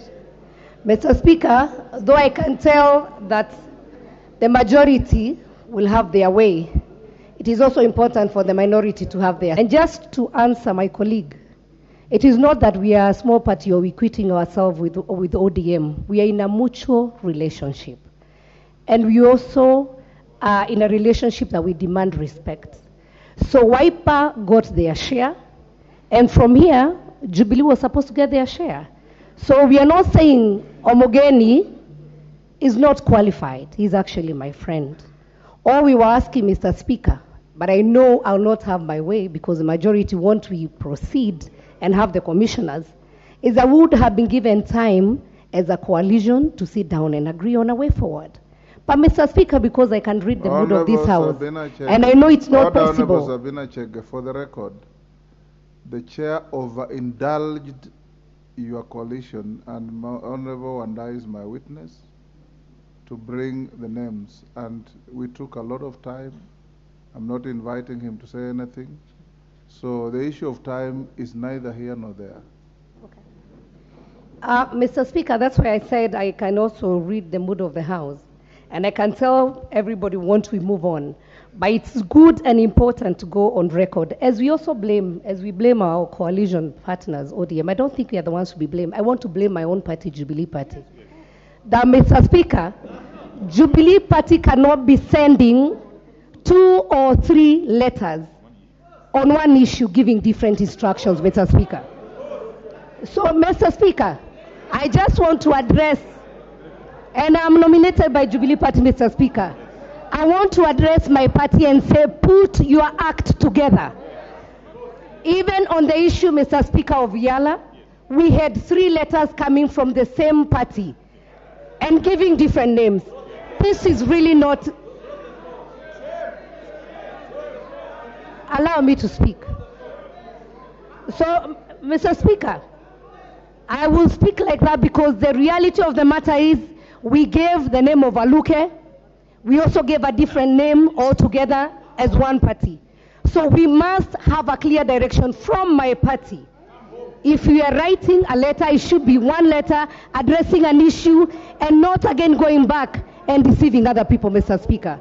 So as we blame ODM, and I would have loved, and I wish the leadership had the Speaker, because I also reached out to the Speaker, I reached out to you, Mr. Speaker, and I would have loved that we don't clean our dirty linen in public. That we are given just this weekend to sit down as a coalition. But because that will not happen, Mr. Speaker, that's why I said I will choose to address my party. Let us put our act together. I thank you, Mr. Speaker. Thank you, the Honorable Sabina Chege. My last glance at your record showed that as a Jubilee member, you are also the Deputy Chief Whip of the side that you are chiding. Imagine 5. I'll give the last up to the Honorable TJ Kajwang. I can't wait until then. Then I'll put the question. So I'll just end it. TJ, give him the microphone. I'll give you 2 minutes, sir. Mr. Speaker, thank you. You know, there is nothing more expensive now in this House than being a member of Azimio. Because you become a favorite punch bag, but to become a member of ODM is now like having gold. Because everybody seems to think that good things are coming from ODM, even when ODM does not have capacity to deliver. What has ODM not done? ODM allowed the member from Jubilee to be processed in this House. We were here, and we consented, and we voted, and we had allowed Jubilee to have a member which was taken to Senate. What could we do? Did we have to go to Senate and become members there to be able to vote for the Jubilee Party? When somebody is saying here that he's talking about marriages and divorce, you know, method of marriages and divorce is very lucrative, and people laugh a lot. Yeah? But you need to know what happens in people's bedrooms. So you see, when people bring names and discuss parties, when we don't have a right to reply, Mr. Speaker, this is very, very unfair. But of course, people don't make relationships on the streets. They make them in the bedroom. So we know that there's problems. We will go back to the bedroom and do the work properly now. So if Jubilee or any other party has an issue, we cannot be a party which is intimidated every day. We cannot be intimidated every day. And it is only in this parliament where this relationship is decided, you know, halfway. One time, we are not an Azimio, we are not majority or minority. Another time, we go to that same contract to decide the relationship between us. When we are not human beings. So, Mr. Speaker, I want to say that this... You've made your point. I've made my point. Thank you. Order, honorable members. Order.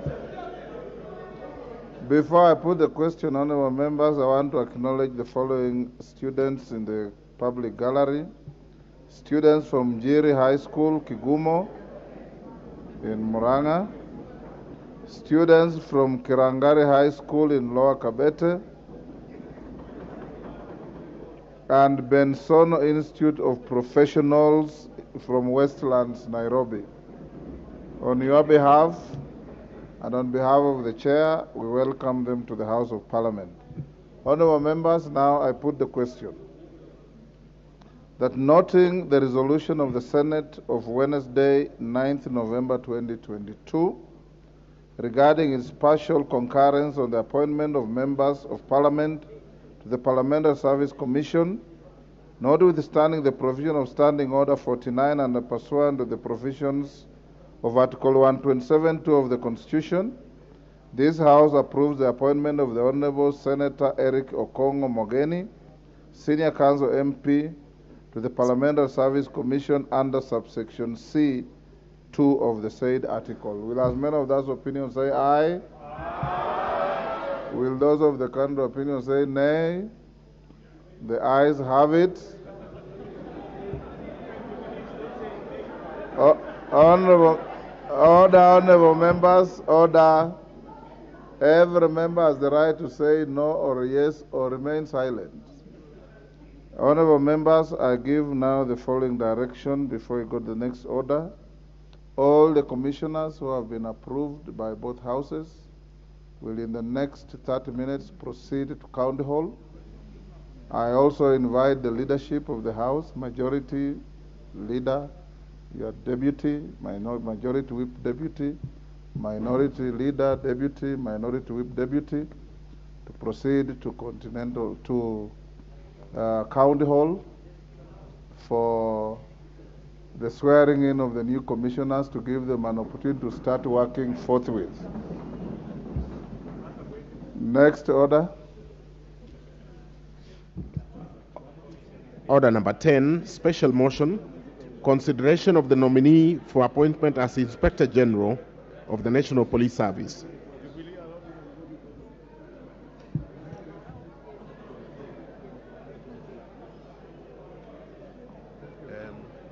Who is the co-chairperson?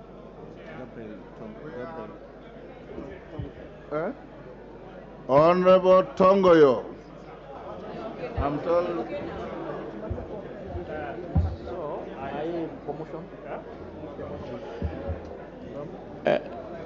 Honorable Speaker, I beg to move the following motion. I beg to move the following motion that taking into consideration the finding of the Joint Committee of National Assembly, Departmental Committee on Administration and Internal Affairs, and Senate Standing Committee on National Security, Defense and Foreign Relations, in its report on the vetting of Engineer Javed Koome Jebere for approval as Inspector General of the National Police Service, laid on the table of the House yesterday, Wednesday, November 9th, 2022, and pursuant to the provision of Section 12(1) of the National Police Service Act 2011 and Section 8 of the Public Appointment Act 2011, this House approved the appointment of Engineer Javed Koome Jebere as the Inspector General of Police Service. Order, honorable members.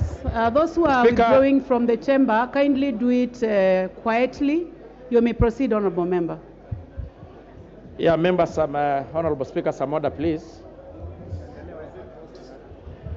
So, Madam Speaker, after receiving messages from His Excellency the President on the nomination of Engineer Javed Koome Jebere for appointment to the position of Inspector General of National Police Service, the Speaker of National Assembly and the Senate on Tuesday 25th October 2022 and Tuesday 18th respectively issued a communication and directed the approval hearing for the nominee for the appointment of the position of Inspector General of Police Service be conducted jointly by the both houses of Parliament as required by the Constitution and National Police Service Act 2011. Engineer Javed Koome is currently the Commandant of the National Police College, Main Campus Kigancho. He has over 31 years experience in the police service, and he started as a police constable in 1991 and rose through the ranks over the years. Mr. Speaker, the nominee has served in various senior managerial positions such as Commander, Anti-Stock Theft Unit, OCPD in various regions, Officer in charge of practical police work at Kigancho Police Training College, Deputy Director Planning in Kenya Police Service, Regional Commander in Nairobi, and later the Principal Deputy Inspector General, a position held before he became a Commandant of the National Police College. Mr. Speaker, During his tenure in the police service, Engineer Koome played key role as operational commander during the Tokyo International Conference on Africa Development in Nairobi, United Nations Conference and Trade Development, and the visit by the Pope Francis to Nairobi, Kenya, and the general election of the year 2017, among other major international conferences held in Nairobi. Mr. Speaker, Article 245, Section 1 and 245, Section 2A of the Constitution establishes the Office of the Inspector General, which is an office in the National Police Service. The Inspector General is appointed by the President with approval of Parliament. The Inspector General exercises independent command over the National Police Service and performs many other functions prescribed by the national legislation. Madam Speaker, the name of the nominee and his curriculum vitae were referred to the Speaker of the National Assembly, to the Departmental Committee on Administration and Internal Affairs, and by the Speaker of the Senate to the Standing Committee on National Security, Defense, and Foreign Relations. The committees held a preliminary sitting on Monday, the 7th November 2022, to prepare for the approval hearing and consider memoranda received from the public. Madam Speaker, to fulfill the requirement on personal integrity, the clerk on Tuesday, 25th October, wrote to the Directorate of Criminal Investigation, Kenya Revenue Authority, the Ethics and Corruption Commission, the Registrar of Political Parties, and the Higher Education Loan Board to ascertain the nominee's good standing with the said government institutions. The nominee was also required to submit clearance letters from the said agencies. Madam Speaker, the Formation Committee complied with the constitutional and legal requirement and established procedures for the approval hearing. The committees ensured public participation and openness in carrying out the approval process. Notification inviting the public to submit memoranda were placed in the mainstream print media on the 25th of October, as required under the law. Madam Speaker, the committees conducted the approval hearing on 8th, that is on Tuesday, 2022, in conducting the approval hearing. The committee were guided by the provision of the Constitution, the National Police Service Act 2011, and the Public Appointment Act 2011, and the standing orders of the respective houses. Madam Speaker, during the approval hearing, the committee considered the nominees' duly filled questionnaire, the curriculum vitae, the candidates' academic credentials, provisional training and experience, personal integrity and background report from relevant authorities, and oral submission, and made the following observation. 1, that the nominee is an experienced police officer serving at the rank of the Senior Assistant Inspector General of Police. He joined the Kenya Police Service in 1991 and rose through the ranks to his current rank, currently serving as the Commandant of the National Police College, Kiganjo. He has experience of 21 years in the police service. 2, that the nominee has a rich academic background. He holds a bachelor's degree in civil engineering from Nairobi University, awarded in 1990, and is a registered civil engineer by the Engineers Board of Kenya. In addition, Madam Speaker, he holds certificates and awards on counting violence extremist, regional senior mission leaders courses, transformational organization culture for maximum growth, and major crime management course, among many others, Madam Speaker. The nominee holds several awards in recognition of his outstanding and distinguished service he rendered to the nation in various capacities and responsibilities. During the approval hearing, Madam Speaker, the nominee exhibited knowledge in matters relating to security, law, management, leadership skills, and qualities necessary to administer and manage the command of the National Police Service as a disciplined service as prescribed under Section 11 of the National Police Act. that based on the evidence submitted during the approval hearing, the nominee met all the constitutional requirements of Chapter 6 of the Constitution on leadership and integrity, and statutory requirement necessary for appointment as Inspector General of the National Police Service, provided for under Section 7B of the Public Appointment and Parliamentary Approval Act number 33 of 2011, that the nominee has never been dismissed from office for contravention of the provision of Article 75(1) or 76, 77, and even 78B of the Constitution of Kenya, that the nominee has the necessary experience and qualified to hold the office of the Inspector General of the Police Service Commission, National Police Service, as per the requirement of the National Police Service 2011. Madam Speaker, the recommendation of the committee is that this House approve the nomination of Engineer Javed Koome Njebere for appointment to the position of Inspector of Police by appointing authority. Mr. Speaker, I beg to move, and now I want to call upon, Madam Speaker, my Vice Chair, Honorable Raso, to second.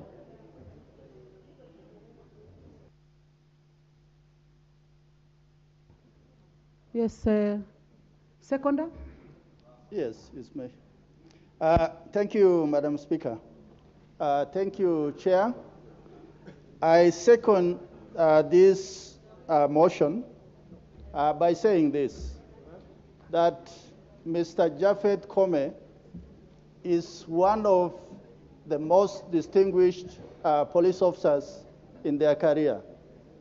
In a very long time, he happens to be one of those who have waited in line for almost 30 years to rise to the very top.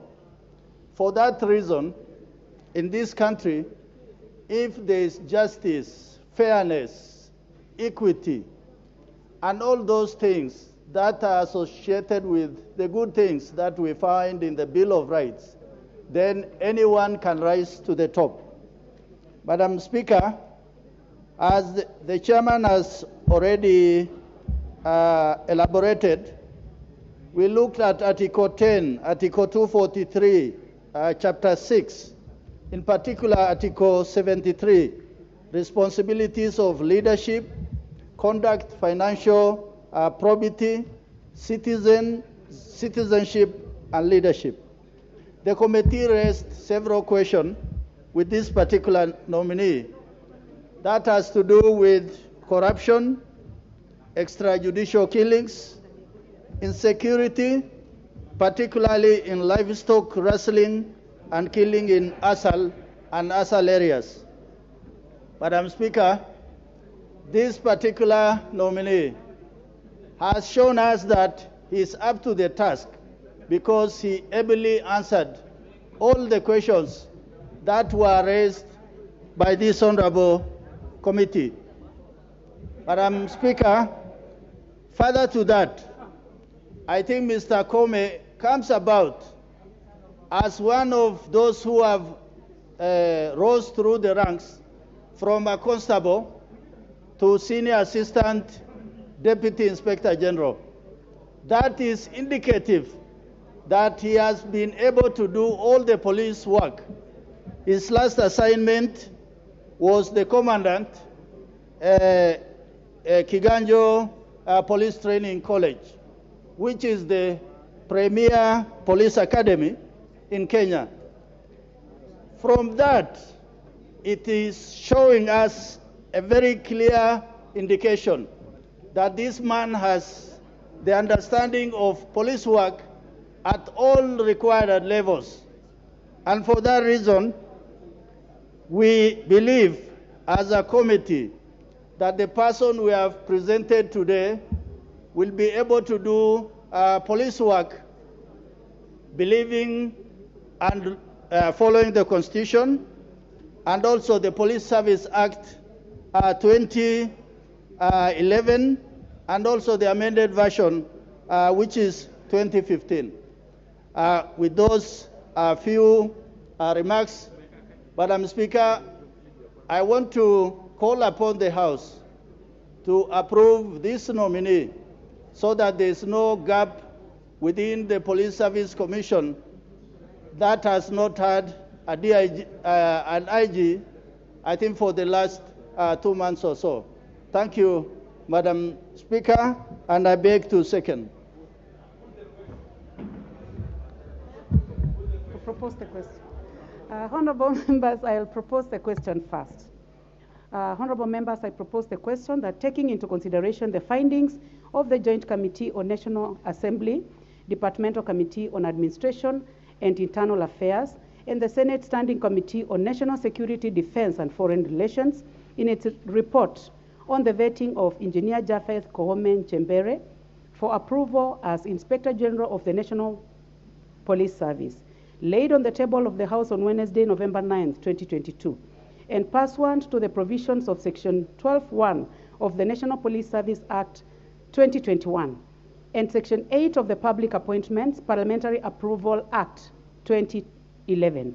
This House approves the appointment of Engineer Japheth Koome Chembere as the Inspector General of the National Police Service.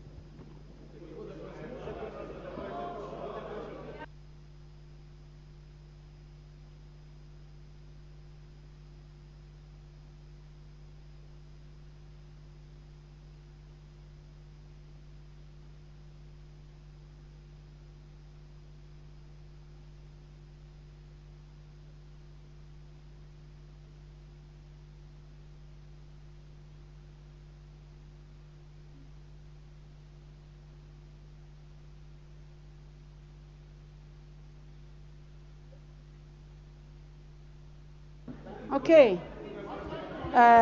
Honorable members, is it the mood of the House? So then, honorable members, I'm going to put the question, which is that the mover be called upon to reply, because the mover has a right to reply. May as many as of that opinion say aye? Aye. Okay, honorable members, then in that case,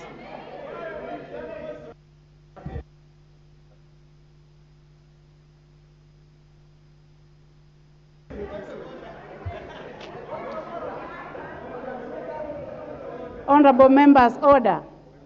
May as many as of the contrary opinion say nay. Nay. The ayes have it. So then, honorable members, I call upon the mover to reply. Thank you, Madam Speaker. I want to take this opportunity to thank members by approving the nominee for the position of the Inspector General of Police. And I want to say that the man is up to the task. We know the challenges that are ahead of us in this country. And I want to say, I reply.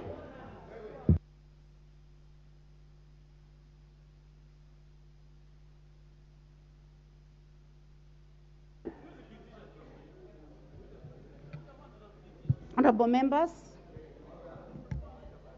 I now put the question that taking into consideration the findings of the Joint Committee on the National Assembly, Departmental Committee on Administration and Internal Affairs, and the Senate Standing Committee on National Security, Defense and Foreign Relations in its report on the vetting of Engineer Japheth Koome Chembere for the approval of Inspector General of National Police Service, laid on the table of the House on Wednesday, November 9, 2022, and pursuant to the provisions of Section 12(1) of the National Police Service Act 2011 and Section 8 of the Public Appointments Parliamentary Approval Act 2011.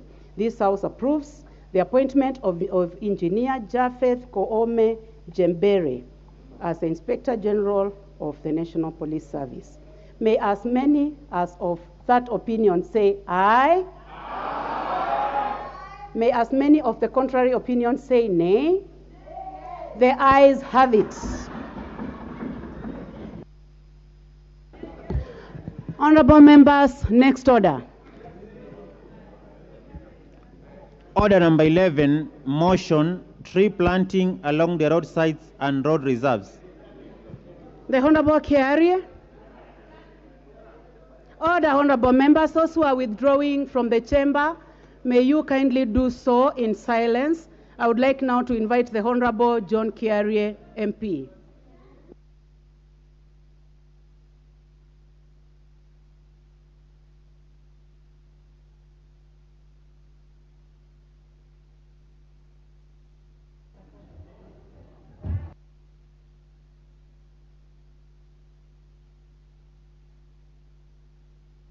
The Honorable John Kiarie.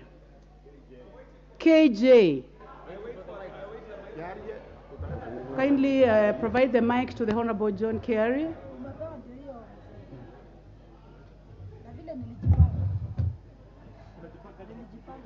Madam Speaker,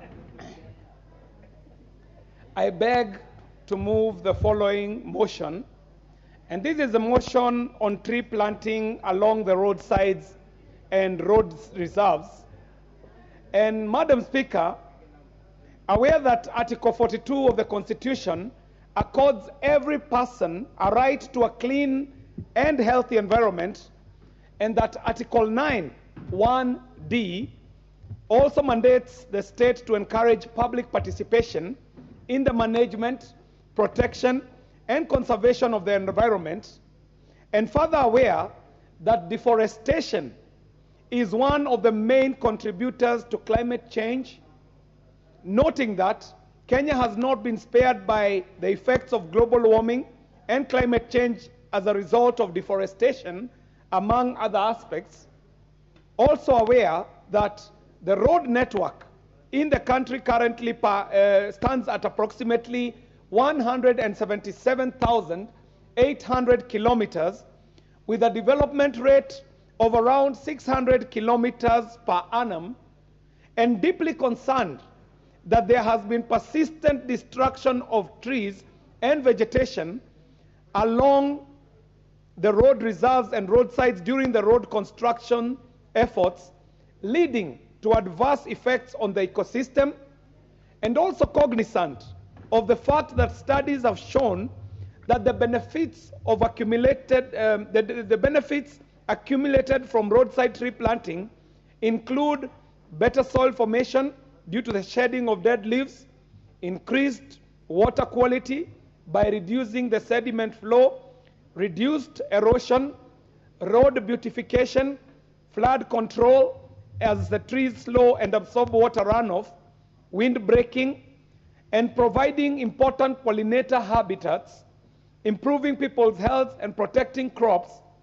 Now, therefore, this House resolves that the government includes a component of tree planting in all road network designs, and also makes it compulsory for road contractors to replace any tree harvested during road construction upon completion of the project. Now, Madam Speaker, this motion could not have come at a better time. The world is coming out of Egypt for the COP summit. And Madam Speaker, the effects of drought, the effects of climate change are clear for everyone to see. Today we are talking about a drought situation in this country, Madam Speaker. We are talking of the effects of the adverse results of climate change, including drought, lack of water, and all the other issues that come with it.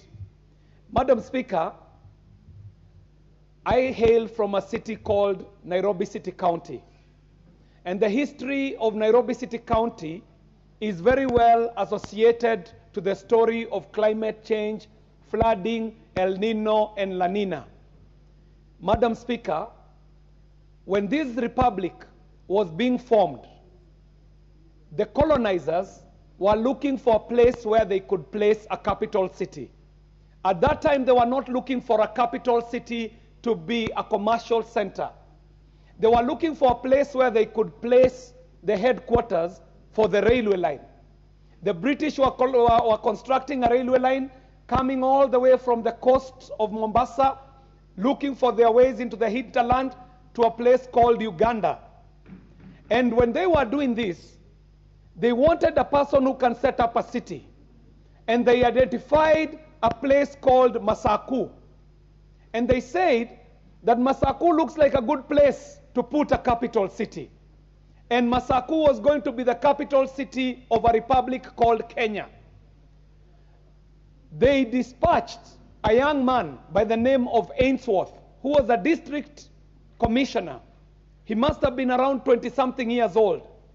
And he started setting up a city in Masaku. But these Mzungus, on their way up to the escarpment, came across a small, swampy, flat land. Then there was a small market called Kanyonyo, around and about where this parliament sits today. And they saw it to be a flat, beautiful area, and they thought this would be a good place to construct the city. And so they changed the plans and decided, instead of putting up the city in Masaku, they decided to put it up where Nairobi sits today.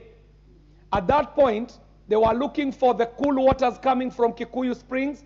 They were looking for the provisions of food that would come from the northern sides. And they thought that the eastern sides, where Kangundo now is and Embakasi, would be a good place for people and workers in the railway to set up their houses. And so Ainsworth started designing a city called Nairobi. Ainsworth was informed by the model of the apartheid movement then. And he drew a city, the capital city, the CBD, in a grid formation all the way down to Grogan Road, and decided to set up the high-end areas for living in Lavington, Kileleshwa, Kilimani, decided that the Asians can reside across the river in Ngara, High Range, Parklands, and Westlands, and decided that the natives, the Africans, can be set up somewhere around Modhurwa so that they can get their provisions on the northern side and the eastern side around Kangundo. And they set up a city. What they did not know is that they were setting up a city in the time of La Nina. Soon after, the colonialists were to regret when the El Nino rains started beating the city. Immediately, Ainsworth realized that Nairobi was actually an undrainable swamp. So much water was captured in this small swamp called Nairobi that it was immotorable, it was unlivable, it was mosquito infested, it was one big pond. Ainsworth did not have the technology to drain the city. And he searched far and wide. He did a big search and spin. And a solution came in the form of an exotic tree in the name of the blue gum, what we call the eucalyptus. Ainsworth learned out of science that the blue gum tree is able to absorb water in quantities larger than any other tree. And Ainsworth set upon planting blue gum trees in this city. And he planted so many of them, Madam Speaker. If you walk down to a place called the National Theatre or the Norfolk, you can see the relics of these trees. Big, massive trees, probably 100 and something years old. But Ainsworth did not stop at the city. He set up to planting these trees along the roads. If you see Ngong Road, before the expansion, it was lined with many trees going all the way to Karen. If you look at Waiyaki Way, there were trees lining up Waiyaki Way on both ways, on both sides of the road. Around the State House area and Arboretum area, these trees have been there for more than a century. Madam Speaker, in our recent efforts to construct roads, we have cut all the trees that Ainsworth planted over a century ago. Of course, Madam Speaker, with new technology, we have also, with new science, we have also come to learn that there are some trees that are not good for the environment. This blue gum tree and the eucalyptus being one of those trees. However, the efforts of the founders of this city were noble. The efforts were well informed. In fact, beyond the blue gum tree, Nairobi had trees planted all over the place. When I was growing up, I remember back then the Dagoretti constituency would span all the way from Gigiri